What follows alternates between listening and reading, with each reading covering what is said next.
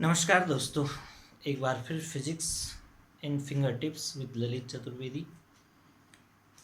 Previous videos में हमने देखा इलेक्ट्रोस्टैटिक फील्ड और इलेक्ट्रिक फील्ड इंटेंसिटी, वैद्युत क्षेत्र तीव्रता। अब नेक्स्ट स्टेप आगे बढ़ते हैं, वैद्युत विभव। तो मैं डायरेक्ट पहले जो इजी वे है उसको कंडक्ट करूँगा, फिर जो फिजिक्स मॉडर्न फिजिक्स के तहत काम होता है उसके अकॉर्डिंग में करूँगा। तो आज की वीडियो सिंपली सिंपल वे में डायरेक्ट जो है डेफिनेशन और कैसे इसका डेरिवेशन निकालते हैं पॉइंट चार्ज के लिए, उस पर चर्चा करेंगे। तो सबसे पहले वैद्युत विभव क्या होता है। तो किसी भी आवेश Q के चारों ओर जो फील्ड होता है, जिस पर कोई दूसरा परीक्षण धन आवेश या कोई भी परीक्षण आवेश क्या करता है, बल को अनुभव करता है, तो उसको हम उसका वैद्युत क्षेत्र कहते हैं। तो यदि हम किसी परीक्षण आवेश Q नॉट को इन्फिनिटी से किसी बिंदु पर लाते हैं तो ये कार्य करना पड़ता है। तो यही कार्य W अपॉन Q नॉट, यानी Q नॉट पर कार्य जो किया अनंत से उसको वैद्युत क्षेत्र के अंदर किसी बिंदु तक लाने पर उसको हम विभव कहते हैं। और सिंपल वे में ये भी कह सकते हैं कि एकांक आवेश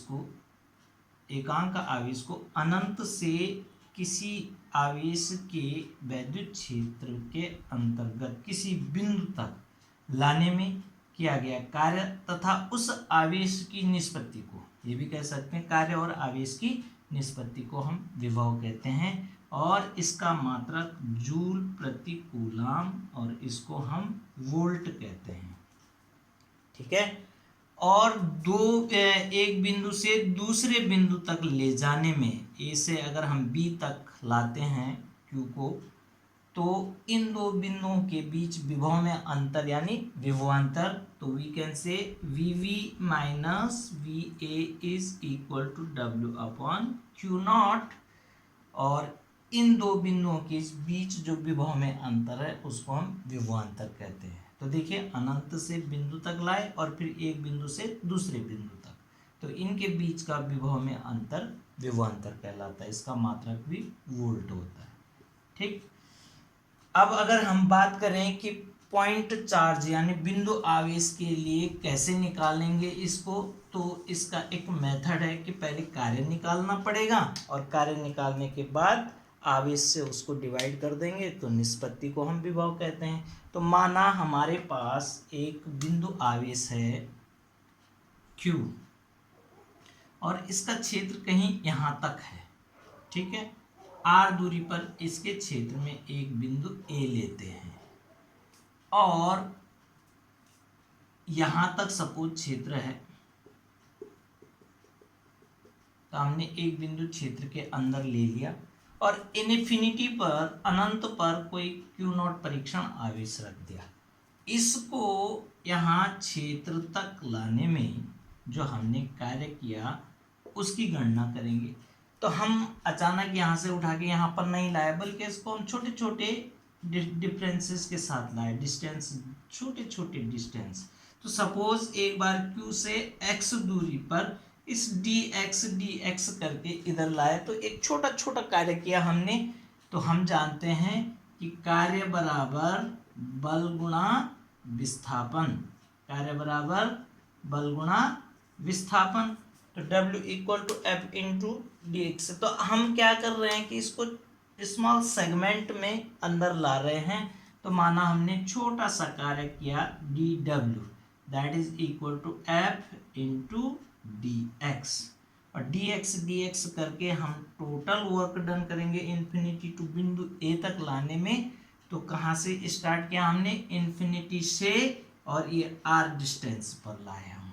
तो टोटल वर्क डन क्या हो जाएगा, integration of these small work done dW is equal to integration from infinity to r, from infinity to r। अब यहाँ से इन्फिनिटी और यहाँ से r है, f इंटू डी एक्स।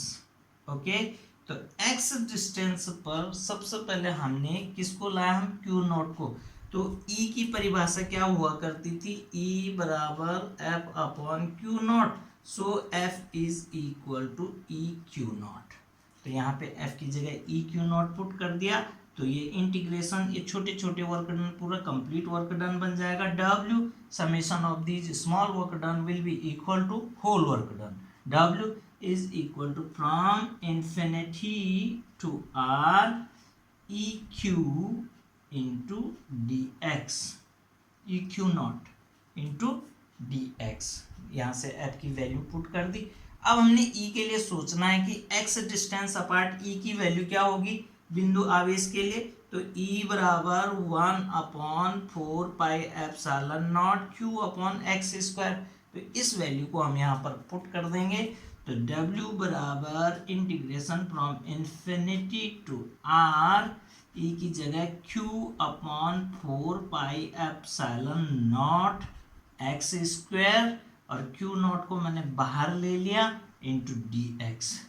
अब इसको हम w is equal to q naught बाहर ले लिया अपॉन 4πε0 भी बाहर ले लिया, और integration of 1/x² dx from infinity to r put कर दिया। अब 1/x² माने x की पावर -2। अब मैं इसको यहाँ पे लिख लेता हूँ, तो 1/x² dx को अलग से सॉल्व कर रहा हूँ आपके लिए, तो ये बन जाएगा x की power -2 dx from infinity to r, और x की पावर फॉर्मूला है x की power n dx is equal to x की पावर n+1 अपॉन n+1। तो n की जगह यहाँ पे -2 है, तो इज इक्वल टू x की power -2 + 1 upon -2 + 1 from infinity to r। Is that clear? तो -2 + 1 इज इक्वल टू -1। तो मैं यहाँ पे पुट कर देता हूँ वैल्यू को, q नॉट अपॉन 4πε0 x की पावर -2 + 1 यानी -1, तो x की पावर -1 माने 1/x, और -2 + 1 यानी बाहर आ जाएगा इस तरह से, और infinity to r। Is that clear? अब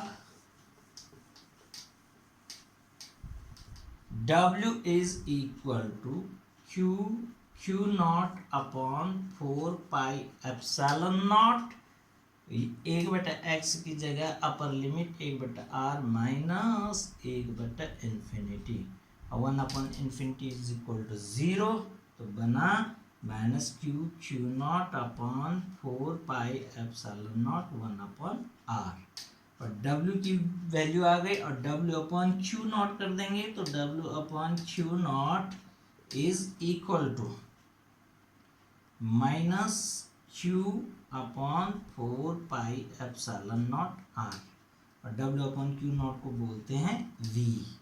तो v is equal to 1/4πε0 q upon r।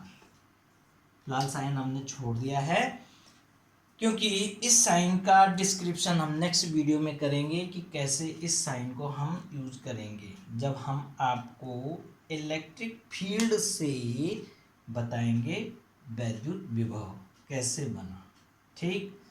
और यही वर्क डन जो यहाँ पर आया है, W is equal to 1/4πε0 q not upon r बराबर संचित हो जाता है स्थितिज ऊर्जा के रूप में। तो स्थितिज ऊर्जा का डेरिवेशन भी हम बताएंगे आपको।